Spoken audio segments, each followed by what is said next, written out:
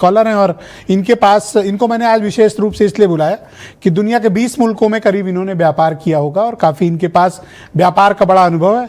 अब आके फिर गए हैं, मतलब लखनऊ में अब तसल्ली से रहने लगे।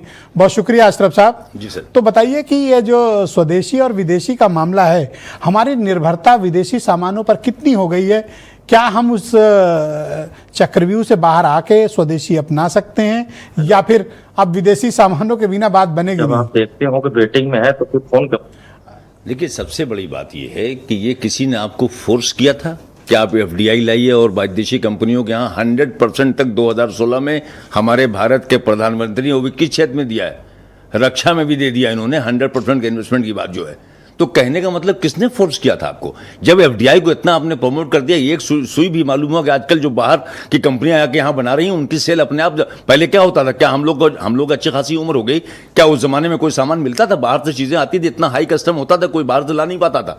आपने खुद प्रमोट किया। अभी विदेशी गाड़ी लाओ, हाँ, अगर आप अभी 125% टैक्स है। आप क्या टाटा और महिंद्रा सर्वाइव नहीं कर रही हैं? आपने दूसरों को मौका क्यों दिया लाने के लिए? तो सवाल इस बात का है कि करते भी आप खुद ही हैं। मतलब आप अभी मार भी रहे हैं और फिर आंसू भी पोंछ दे रहे हैं। पहले होता था मारते तो रोने नहीं देते थे, अभी आंसू पोंछते हैं। ये बात मेरी समझ में नहीं आती कि भाई ये किससे आप मैसेज दे रहे हैं? सरकार में आप हो। उत्तर प्रदेश की पोजीशन पता आपको? 3000 करोड़ का केवल निवेश हुआ था 2017 तक, और 2017 के बाद अगर आपको मैं फिगर बता दूं तो आपको हैरानी हो जाएगी कि 1.7 अरब डॉलर का निवेश है एफडीआई में। और मुख्यमंत्री जी के, हाँ बिल्कुल, यूपी के अंदर 11वां राज्य आज की डेट में वो। और मुख्यमंत्री जी कह रहे हैं साहब उससे जो वो हो जाएगा, क्या होगा? मतलब जहां तो ये फैल जाएगा। क्या लॉजिक की बात है?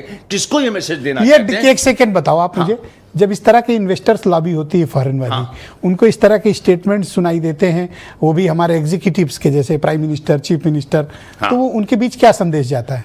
वो खूब डिस्करेज होते हैं या समझ गए उनको या पॉलिटिकल मानते हैं? उनको तरस आता है कि क्या हिंदुस्तान की जनता आज भी ऐसे इसको जब जो चाहे जैसे घुमा दे? ये लोग यही मान के चल रहे हैं। इनके दिमाग में कि उनके पास कहां वो फोन है, उनके पास कहां वो चूतो गांव में अपना खेतिया जो है हथियार लेके काट रहा है। मुताबिक 2 अरब डॉलर का उत्तर प्रदेश जो हमारी व्हाट्सएप के फॉरेन इन्वेस्टमेंट है। जी सर, 2 अरब डॉलर का यूपी में इन्वेस्टमेंट 1.7 अरब डॉलर का 2019 के बाद से अब तक। और आप बता रहे हैं साहब हम तो ये हो जाएगा, ये किसको? इसीलिए मुझे हंसी आ रही थी। एक बात बताओ, हमारे चीफ मिनिस्टर ने आज कहा कि ये छांगुर जैसे लोग या विदेशी हाथों में अगर मुनाफा गया तो हिंदुओं को मुसलमान बनाया जाएगा, धर्मांतरण होगा। सिंगापुर के इन्वेस्टमेंट मालूम है कितनी एफडीआई? 30%। ये सब डिबेट जवाब करने में मुझे हंसी आ रही है, मुझे एक भी बात का जवाब देने का मजा नहीं आ रहा। ये किसके लिए डिबेट है? 30% इन्वेस्टमेंट सिंगापुर की, 17% मॉरिशस की, यूएसए की कोई ओनली 11%। तो ये भी लॉजिक आपकी गलत है कि साहब इसलिए कि चूंकि ट्रंप आप पे दबाव डाल रहा है। मुद्दा ये है कि ये एक शगुफा छोड़ना था कि हम अरे भाई ट्रंप की बातों का जवाब दीजिए। बोलिए ट्रंप तुम्हारी मेहरबानी से भारत नहीं चल रहा है, ना तुम्हारे रहमो करम पे हम हैं। इतना आप नहीं बोल रहे हैं उसको। अरे आप तो चाह रहे हो कि झगड़ा हो जाए ट्रंप से, आपको तो मजा आएगा। बताइए यार, ऐसा कोई नहीं, क्या भारत आजाद हुआ है क्या? 70 साल में किसी प्राइम मिनिस्टर, किसी प्रधानमंत्री ने जवाब नहीं दिया क्या ट्रंप को? कितने यहां पैदा हुए?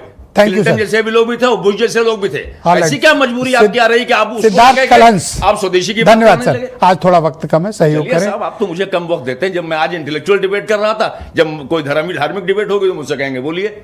आज मैं आपको डेटा पे बात कर रहा था, मुझे बुलाए करिए आप। चलिए वादा करिएगा आप ऐसी डिबेटों में भी। देख रहा पूरी बात कह ली, भड़ास भी निकाल ली, लेकिन खफा मुझी से है।